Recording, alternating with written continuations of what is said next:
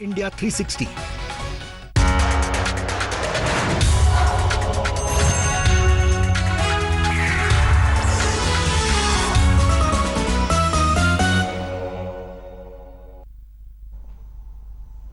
नमस्कार, आप देख रहे हैं आज तक। आइए हम आपको सीधे भोपाल लिए चलते हैं, क्योंकि इस वक्त हमारे साथ जुड़ चुके हैं लाइव और एक्सक्लूसिव मध्य प्रदेश के मुख्यमंत्री शिवराज सिंह चौहान।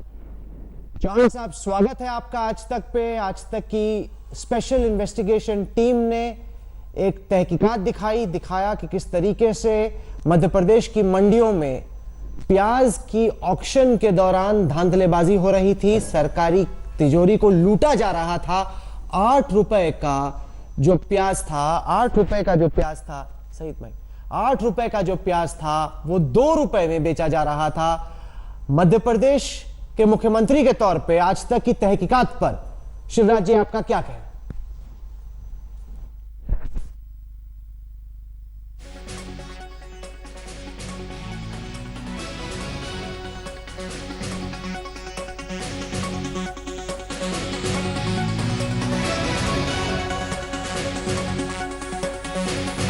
आ रही है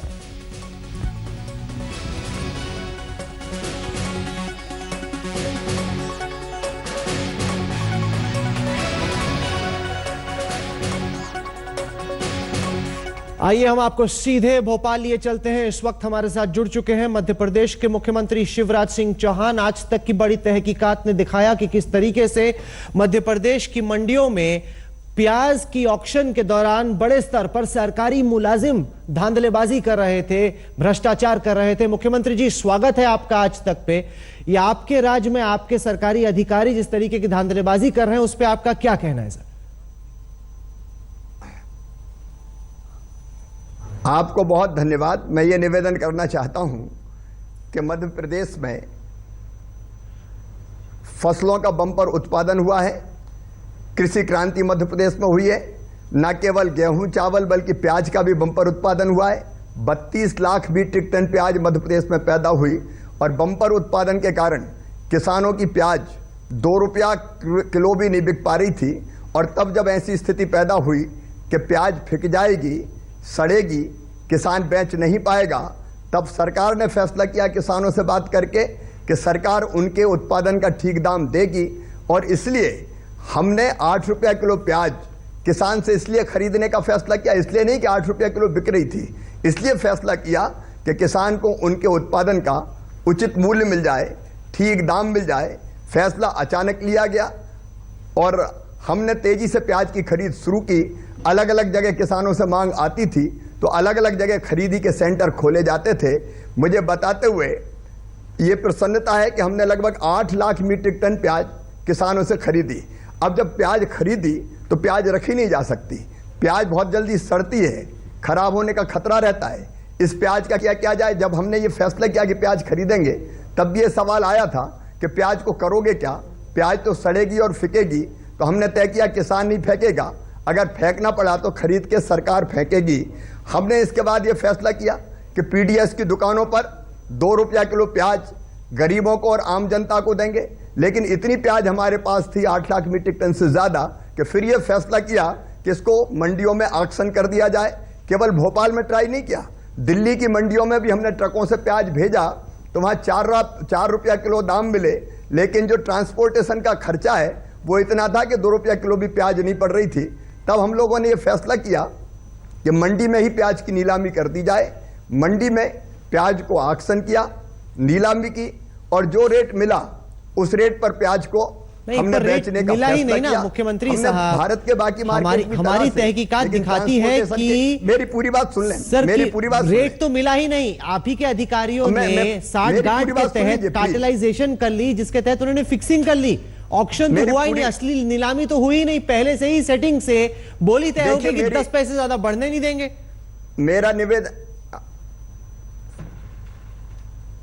मेरा निवेदन आप सुन लीजिए। ओपन ऑक्शन किया, मामला एक गड़बड़ का प्रकाश में आया। जैसे ही प्रकाश में आया, आधी रात को अधिकारी सस्पेंड हुआ, सवेरे एफआईआर हुई, गिरफ्तार हुआ। अब आप एक बात मानिए कि अचानक बिना तैयारी के इतनी बड़ी मात्रा में हमको किसान के लिए उसके उत्पादन का ठीक दाम देने के लिए प्याज खरीदना था, और प्याज के एक्चुअल रेट आप किसान से पूछिए मध्य प्रदेश में जाके 2 रुपया किलो भी उसको नहीं मिल पा रहे थे। ये तो 8 रुपया किलो हमने खरीदा, और खरीदने के बाद तय किया कि जिस भी रेट पे ऑक्शन हो जाए, नीलाम हो जाए, नीलाम करेंगे। नीलाम किया गया। अब अगर कहीं कोई गड़बड़ हुई है, कहीं इतने बड़े ऑपरेशन में जिसमें हमने आनन फानन में प्याज खरीदा, तो हमने एक्शन लिया, कार्रवाई की। गड़बड़ अगर कहीं होगी तो किसी को छोड़ेंगे नहीं, जिसका उदाहरण अभी हमने दिया। जब आपने तहकीकात की उसके दौरान जहां कहीं गड़बड़ हुई है वहां कार्रवाई करेंगे, लेकिन सच्चाई है कि 2 रुपया किलो से ज्यादा किसान का प्याज नहीं बिक रहा था। इसलिए सरकार ने यह फैसला किया कि वो किसानों को ठीक दाम दे। गड़बड़ के खिलाफ कार्रवाई करने में सरकार एक क्षण की देर नहीं लगाएगी, कठोर से कठोर कार्रवाई करेंगे। गड़बड़ करने वाला कोई नहीं छोड़ा जाएगा। लेकिन किसानों के लिए इतना बड़ा हमने फैसला किया, शायद और किसी देश के राज्य में प्याज नहीं खरीदी गई। मध्य प्रदेश में ठीक दाम देने के लिए हमने खरीदी की, और उसमें मैंने कहा कि इतने आनन पानन में खरीदी कि कहीं कोई गड़बड़ की संभावना अगर दिखी, गड़बड़ लगी, तो उसके खिलाफ कार्रवाई की। आगे भी हम कटिबद्ध हैं, लेकिन आगे के लिए हमने ये तय किया है।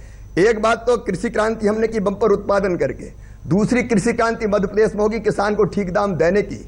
लेकिन हमने फैसला किया है कि अब हम चीज़ों को खरीदेंगे नहीं, हम मॉडल रेट तय करेंगे, और समर्थन मूल्य में और बिक्री मूल्य में जो अंतर होगा उस अंतर की राशि को अब सीधे किसान के खाते में डालेंगे। क्योंकि इस दौरान लगभग 25-30 दिन मध्य प्रदेश के आधे जिलों का प्रशासन, हमने केवल प्याज नहीं खरीदी, हमने मूंग खरीदी, हमने उड़द खरीदी, हमने तुअर खरीदी। जिन जिन चीज़ों के दाम किसान को नहीं मिल रहे थे वो चीज़ें खरीदी। बाकी चीज़ तो रखी है क्योंकि वो खराब नहीं होती, लेकिन प्याज तो आप 1 महीना 15 दिन भी नहीं रख सकते। भंडारण की इतनी बड़ी व्यवस्था होने का सवाल नहीं है, तुरंत वो खराब होती है। पर मुख्यमंत्री जी, मुझे एक चीज बताइए, का फैसला करना हमने तहकीकात कराई, आपने कहा जी, उसमें दिखाया गया कि किस तरीके से सरकारी अधिकारी ही भ्रष्ट निकला। इससे पहले मंदसौर में किसानों का बड़ा आक्रोश था, आपने कुछ हद तक आरोप लगाया कि इसमें राजनीतिक पार्टियां जुड़ी थी। सही बात है, लेकिन आप कहते हैं कि कृषि क्षेत्र आपका मॉडल क्षेत्र है, कि मध्य प्रदेश में कृषि क्रांति आई है, लेकिन आप जमीन पे देखिए, किसान गुस्सा है। जब मंडी में प्याज आता है तो वहां पे धांधलेबाजी होती है। ये आपके राज्य में हो रहा है मुख्यमंत्री जी। ये तो आपका प्रोजेक्ट एरिया था जिसपे आपको गर्व था, वहीं पे आप ही के राज्य में आपकी नाकों तले किस तरीके से धांधलेबाजी हो रही है। मेरे मित्र, मुझे आज भी गर्व है मध्य प्रदेश में कृषि के क्षेत्र में जो काम किया है। मध्य प्रदेश गेहूं खरीदता है, मध्य प्रदेश धान खरीदता है, और गेहूं और धान का हमारा सिस्टम चूंकि कई वर्षों से जमा हुआ है, इसलिए आपने देखा 70 लाख मीट्रिक टन हमने गेहूं खरीदा, एक शिकायत नहीं मिली। 70 लाख टन गेहूं खरीदने के बाद 20 लाख टन मीट्रिक टन हमने धान खरीदी, कोई शिकायत नहीं मिली, क्योंकि हमारा वो सिस्टम पहले से पूरा जमा हुआ था। और गेहूं और धान ऐसी चीज होते हैं जो खराब नहीं होती, जिसको स्टोर करके रखा जा सकता है। लेकिन प्याज आप 15 दिन भी नहीं रख सकते, उग जाती है, सड़ जाती है। मुझे ये कहते हुए भी दुख है कि इतने के बाद भी हजारों कुंटल प्याज ऐसी है जो सड़ गई, हम बचा नहीं पाए, क्योंकि रखने की इतनी हमारे पास व्यवस्था नहीं थी। लेकिन अगर आपने कोई गड़बड़ी पकड़ी तो उस गड़बड़ी पर त्वरित कार्रवाई हमने की। वो अधिकारी जेल में है, FIR की EOW को मामला दिया। तो कहीं गड़बड़ अगर होती है तो वहाँ कार्रवाई, त्वरित कार्रवाई करते हैं, सख्त कार्रवाई करते हैं, और आगे सिस्टम और ठीक हो इसके लिए हमने गिरदावरी मोबाइल ऐप बनाया है, जिसमें अभी से हम तय कर रहे हैं, ये मध्य प्रदेश में ही हो रहा है, कि किसान कितनी जमीन में कितनी कुल जमीन है, कितनी जमीन में क्या बोएगा, और उसके आधार पर एवरेज उत्पादन कितना होगा।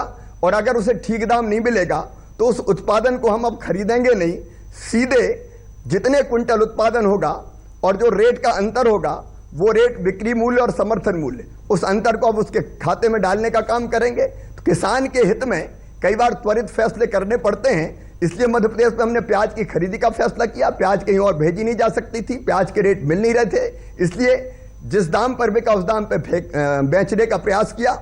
इसके बावजूद भी कुछ प्याज फिका भी, सड़ गया, और उसमें गड़बड़ पकड़ में आई तो तत्काल कार्रवाई कर दी। सर, ये तो हमारी दूसरी तहकीकात है। किसानों की हालत में इससे पहले भी हमने एक तहकीकात की थी। आपको आवाज आ रही है मेरी? सर, आपको आवाज आ रही है? हाँ आवाज आ रही। मैं कह रहा हूं ये हमारी दूसरी तहकीकात थी मंडियों पर। जी हाँ आवाज आ रही। हमारी पहली तहकीकात थी कि किस तरीके से किसानों के साथ ही ठगी हो रही है। हमने दिखाया कि किस तरीके से वो चाहते ही नहीं कि सरकार को बेचा जाए, वो कम रेट पर बिचौलियों को बेचने को तैयार हैं, क्योंकि अगर वो सरकार को बेचते हैं तो पैसा कुछ हद तक जाता है बैंक अकाउंट के अंदर, और चूंकि उन्होंने लोन लिया होता है मनी लेंडर से, तो वो चाहते हैं कि उनको कैश मिल जाए ताकि वो कैश की पेमेंट करके जो उन्होंने अपना ऋण लिया है उसको लौटा दें। ये हमने पाया हरियाणा में, ये हमने पाया राजस्थान में भी। तो किसानों की जो स्थिति है, क्योंकि एक तरफ आप चाहते हैं कि डायरेक्ट पैसा उनके बैंक अकाउंट में जाए, जमीन की हकीकत यह है कि किसान चाहते हैं कि भाई उनको कैश मिल जाए ताकि जो उन्होंने पैसा उधारी लिया है उसको वो लौटा दें। तो ये जो विरोधाभास है इसको आप किस तरीके से रिजॉल्व करेंगे सर? देखिए दो चीजें हैं। एक तो 27 लाख किसानों से लगभग, मैं एग्जैक्ट आंकड़े एकदम मेरे दिमाग में नहीं, हमने प्याज खरीदने का काम किया, गेहूं खरीदने का काम किया, धान खरीदने का काम किया, अब हमने तुअर मसूर उड़द ये भी खरीदने का काम किया है। हमने मध्य प्रदेश में ये व्यवस्था की है कि यथासंभव जितने जल्दी पैसा उसको मिल सके वो हम उसके पास पहुंचाने की कोशिश करें। ये बात सच है कि अकाउंट में जब पैसा डालते हैं तो निकालने में थोड़ी देर लगती है, लेकिन ये आमतौर पर नहीं हुआ कि हर एक किसान ने कोई बाहर बेच दिया हो। आप प्याज बेचने वाले किसानों से भी अगर पूछेंगे तो लाखों किसानों से हमने प्याज खरीदा है। किसान से भी 1 to 1 कर सकते हो, क्योंकि मैं इस दौरान किसानों के बीच में घूमता रहा हूँ, बात करता रहा हूँ। कहीं इक्का दुक्का मामले हो सकते हैं, कुछ मात्रा में हो सकते हैं, मैं आपकी बात से इनकार नहीं करता, लेकिन पैसा और त्वरित मिले, जल्दी मिले, इसके लिए कैश की उपलब्धता बैंकों में बढ़ रही है। मैंने लगातार बैठकें की बैंकर्स के साथ भी, लीड बैंक के साथ भी, RBI के साथ भी, और लगातार बातचीत करके किसान को बैंक से पैसे के भुगतान में देर ना लगे, जल्दी पैसा मिल जाए, इस बात के भी प्रयास किया। ये बात जरूर है कि खाते में जाता है तो थोड़ी देर लगती है, लेकिन कैश की उपलब्धता अब लगभग सामान्य स्थिति में पहुंच गई है, इसलिए उतनी देर नहीं लगेगी जितनी पहले लगी। शिवराज सिंह चौहान साहब, आप जुड़े हमारे साथ आज तक पर, आपने अपनी बात रखी, आपने कार्रवाई की, इसके लिए आप बधाई के पात्र हैं। लेकिन सबसे बड़ा चैलेंज यह है कि अगले साल अगर आज तक की तहकीकात की टीम एक बार फिर से निकलती है तो क्या वाकई में नीलामी ईमानदारी से होगी या तब भी साठगांठ होगी और फिक्सिंग होगी? वो नहीं होनी चाहिए, तब तो सिस्टम सुधरता है और चीजें बेहतर होती हैं। आप जुड़े हमारे साथ, बहुत बहुत अगले साल मैं आपसे ये कहना चाहता हूं, नहीं आपको धन्यवाद, अगले साल हम खरीदेंगे नहीं, हम सीधे अकाउंट में पैसा डालने का काम करेंगे, क्योंकि इसमें बहुत ऊर्जा लगती है, बड़ा अमला लगता है, और कई तरह की सावधानियां। प्याज की खरीदी में इतनी सावधानी रखने की कोशिश की कि कहीं फिर से इधर उधर से प्याज रिसाइकिल होकर ना आ जाए, दूसरे प्रांत का ना आ जाए, तमाम सावधानियां रखने की कोशिश की। अमला भी केवल इसी काम में लग जाता। अब ये सावधानियां हम रखेंगे और सीधे अकाउंट में पैसा देंगे, ताकि किसान अपने माल को जहां बेचना चाहे वहां बेचे, और जो अंतर है खरीदी जो समर्थन मूल्य और बिक्री मूल्य का, वो सीधे उसके खाते में पहुंच जाए। तो जितना भी पैसा, अगर प्याज उसकी 4 रुपया किलो बिकेगी तो 4 रुपया किलो हम उसके खाते में डालेंगे। जी, आप जुड़े हमारे साथ। आपका शिवराज सिंह चौहान साहब, बहुत बहुत शुक्रिया आपका। आज तक की यह खास तहकीकात, करप्शन की मंडी का बड़ा असर। मुख्यमंत्री कह रहे हैं कि लगातार व्यवस्था को दुरुस्त करने की दिशा में वो तेजी से कदम उठा रहे हैं, और एक वरिष्ठ अधिकारी गिरफ्तार भी हो चुके हैं। अब बात करते हैं भारतीय रेल में मिलने वाले खाने के बारे में, एक बड़े खुलासे के बारे में। CAG ने संसद में पेश अपनी रिपोर्ट में लिखा है कि रेलवे का खाना खाने लायक नहीं है, क्योंकि उसमें कीड़े मकोड़े हैं। इसके साथ ही यह भी लिखा गया है कि जो पीने का पानी है वो भी ठीक नहीं मिलता है, और इसको लेके सरकार काफी चिंतित है कि आखिरकार जितने भी यात्री हैं उनको जो खाना खिलाया जा रहा है उसकी आखिरकार क्वालिटी क्या है।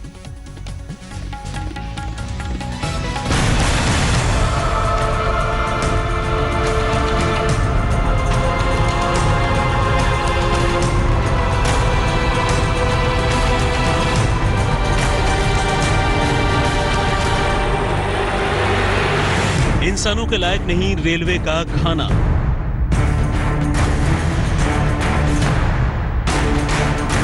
रेलवे के खाने में मिली लोहे की कील।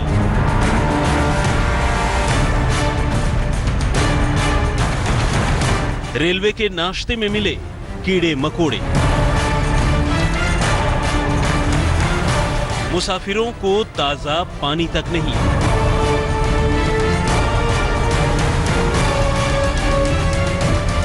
भारतीय रेल में कैटरिंग सर्विस पर सीएजी ने संसद में पेश अपनी ताजा रिपोर्ट में रेलवे के खाने पीने के उस सड़ चुके सिस्टम को बेनकाब कर दिया जिसे रेलवे नकारता रहा है। रेलवे स्टेशनों के सर्वे और दौरों में टीम ने ऐसे मंजर देखे कि होश उड़ जाएं।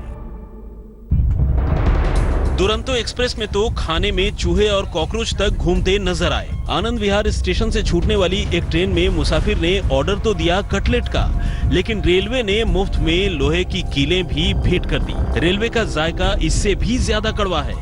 टीम ने पाया कि एक स्टेशन पर अनबिके और खराब हो चले पराठे फिर से मुसाफिरों की सेवा में हाजिर कर दिए गए। रेलवे स्टेशनों पर कैटरिंग स्टाफ के लिए दस्ताने और कैप पहनना जैसे किसी पाप से कम नहीं। कैग रिपोर्ट में लिखा है कि खाने के ठेकेदार खाने की क्वालिटी और साफ सफाई से समझौता करते हैं। दोषी पाए जाने के बाद भी उनके खिलाफ रेलवे कोई कार्रवाई नहीं करता।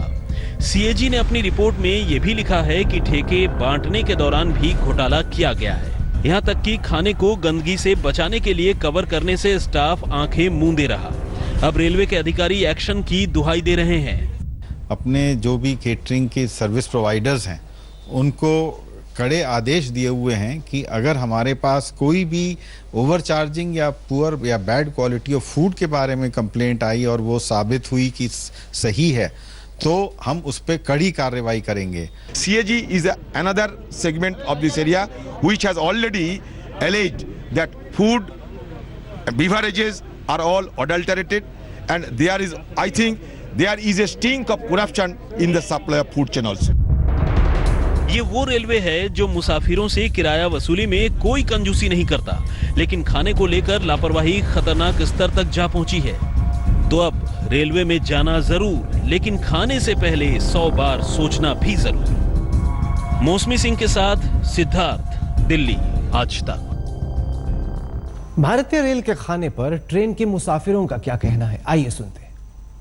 मैक्सिमम ट्रेन में खाना अच्छा नहीं मिलता, वो डिस्टर्ब कर रहे हैं लोग। मैं अपनी फैमिली के साथ जा रहा था, मेरी फैमिली में सिर्फ एक लोगों ने खाना खाया, बाकी किसी ने। अच्छा, और कॉस्ट वाइज है क्या? कॉस्ट बहुत कॉस्ट है, कॉस्टली तो बहुत है। बेंगलोर टूर पे गए तो भी खाने की पोजीशन अलग नहीं है। यहाँ तक अगर चावल और उसमें छोला मटर दिया है तो बिल्कुल दिया कैसे, हमें उसे डिस्ट्रॉय ही करना पड़ा। 200 रुपये में जो चीज़ मिल सकता है वो मिलना चाहिए। ये नहीं कि आपने दाल दे दी तो पानी की तरह हो गई, सब्जी होगी तो केवल आलू दे दिया, टमाटर नहीं, रोटी है तो आधी जल दी, आधी कच्ची आधी पक्की, मतलब इस तरह का स्टैंडर्ड मेंटेन होना चाहिए। उम्मीद तो आदमी बेस्ट ही करता है खाने में, लेकिन वही एवरेज मिलता है। ठीक है, जैसे वो तो पेट भरने लायक है, मन भरने लायक वाली बात नहीं है। अच्छी क्वालिटी खा सकते हैं क्या? ठीक ठाक। 20 साल तक गुजरात में कांग्रेस का बड़ा चेहरा रहे शंकर सिंह वाघेला ने आज पार्टी छोड़ दी। जन्मदिन के मौके पर भरी सभा में उन्होंने इस्तीफे का ऐलान किया। अब 4 महीने बाद होने वाले विधानसभा चुनाव से ठीक पहले वाघेला का जाना कांग्रेस के लिए बड़ा झटका है।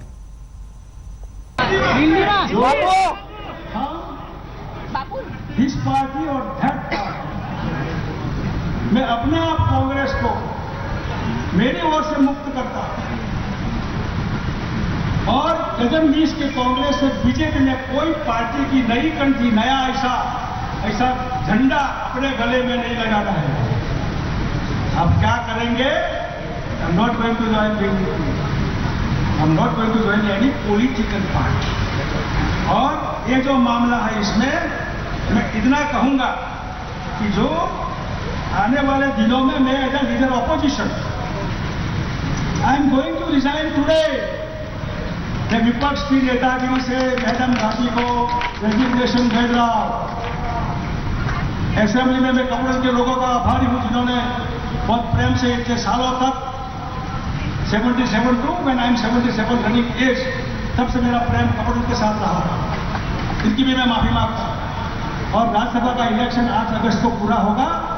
10, 11 अगस्त और 15 अगस्त को वो भी मैं रिजाइन करूंगा एमए।